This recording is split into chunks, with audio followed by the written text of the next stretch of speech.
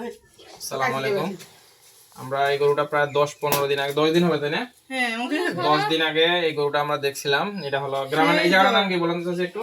এই জায়গাটার নাম কি? বুড়িদহ।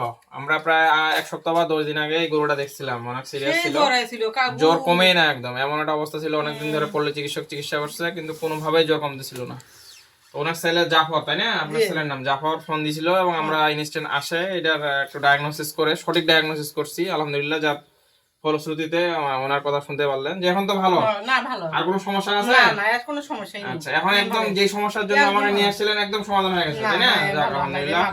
তো আমরা যে জন্য আসছিলাম ওটা উনি যে ওনার মুখে শুনলেন একদম সমাধান হয়ে গেছে, যাক আলহামদুলিল্লাহ।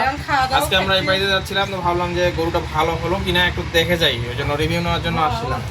তো আপনারা তো শুনলেনই, ভালো হয়ে গেছে আলহামদুলিল্লাহ আপনাদের সকলের দোয়ায়। আর এখন আজকে উনি আবার আরেকটা কথা বলতেছে, আসেন আসেন আসেন।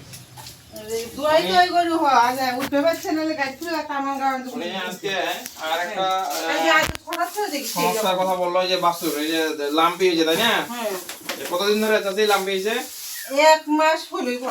1 মাস? হ্যাঁ, একদিন ভালোই আছিল, আচ্ছা, 1 মাস ধরে লাম্পি। এখন সেটা আমরা এখন দেখি আর কতটা কি করা যায়। ওইটা যখন ভালো হয়ে গেছে আমরা চেষ্টা করবো এটাও যেন ভালো হয়ে যায়। ঠিক আছে, ব্যস্ত।